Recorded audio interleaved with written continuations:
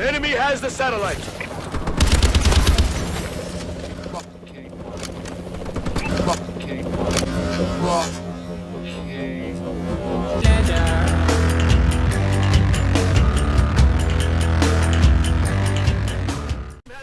Yo, what is up, ladies and gentlemen? My name is Phonix, and today is going to be another episode of Elite Showcase. Now, as you guys can tell by the title, today we're going to be going over the Pyteak Loophole, and I believe we're up to episode 15? I don't know, I might be wrong there.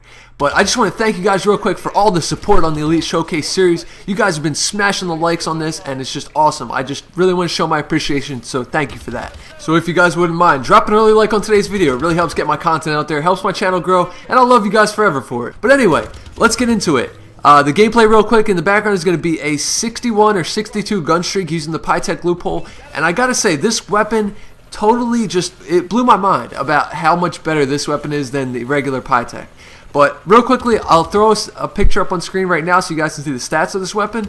Now, what you guys can see from the stat card is it has +1 accuracy, +2 on the ammo capacity, and then -3 handling. Now, normally that would mean that it has +1 accuracy, a 10% increase in accuracy, and 150 rounds in the clip, and then -3 handling would come out to be 30% worse hipfire. But actually, that's not the case with this weapon. This weapon is really quirky. It has some stats that aren't really on paper, but if you decode the stats, like I get the raw stats from the game code from the Den Kirsten forums. Link to them will be in the description if anyone ever has a question about stats or anything. Go over there. They have all the raw stats of the game, and that's where I get all my stats from, and that's where a lot of other YouTubers get their stats from. So I know that they're legit.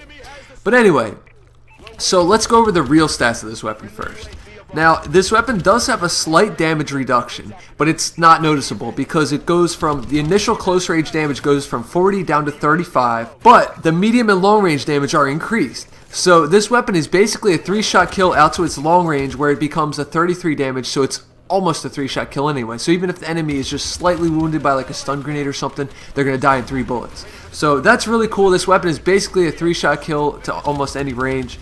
And another thing that's really cool about this weapon is the range has been increased from 1,200 units to 1,400 units, which is just absolutely awesome. Like, this weapon has all these like secret, like hidden buffs that aren't represented in the stat card that I just think is really cool, because I like weapons like this where it has like little secrets and little quirks and stuff like that. But as far as handling goes, as far as hipfire goes, you would think it has a plus 30% increase in the hipfire spread. Actually, it has a 30% tighter hipfire spread, so it's 30% better hipfire spread. So that's what's great about this weapon, is it really has no negative drawbacks to it. Like, that's why I say it's a true elite weapon, is because, yes, the stat card says it has some negatives, but it really has no negatives to it. So that's really cool. It also has a -10% in reduction in recoil, so this weapon's just better than the regular Pyteak all around. It has less recoil, more range, tighter hipfire spread, and it does more damage. Like, how can you get any better than that? Plus, it has 50 extra rounds in the clip. Like, it's mind-blowing how much better this weapon is than the regular Pyteak. Now, a few things I gotta say about this weapon, though. My biggest drawback of this weapon is, well, actually, there's two. Number one being the iron sights. I can't stand these iron sights. And I'm not the type of person that likes to run a red dot a lot, because I like to use my attachments on more meaningful stuff, like a quick draw grip or a stock or anything like that. So, it kind of pains me to have to put a red dot on this. I tried to get used to the iron sights, but I just couldn't stand them.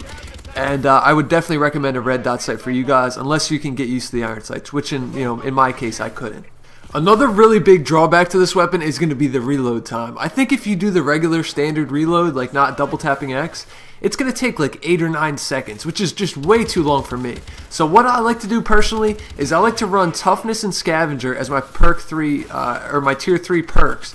And then because I have Scavenger, I start with extra ammo and I pick up Scavenger packs. So what I do is I just double tap X every time, so I reload faster. And even though I am throwing away the ammo, I'm always going to be picking up Scavenger packs. So I don't really have to worry about ammo too much. So that's just a thought. Maybe you guys can try it. But anyway, some other attachments I would definitely recommend for this weapon. One being the stock. I really like to run stock on LMGs. Number 2 being quick draw. Now, I just like to put attachments on this weapon that is going to make it handle faster. It's going to make it feel more like an assault rifle, and that's what I got to recommend to you guys. But for me, the top 3 attachments are going to be red dot, quick draw, and stock. I think that's the best way to go. But I think the biggest thing about this weapon is just the raw stats of it and how much better it is than the regular Pyteak. And I think that's really cool, and I wish there was more weapons like this where they had like secret buffs that, you know, didn't really tell anybody about or anything like that. But that's about it, guys, for the Pyteak Loophole. Hopefully you guys enjoyed today's episode. If you did, smack that like button. It really helps my channel grow, helps get my content out there, and I'd really appreciate it. And I'll see you guys on the next one. I'm out. Peace!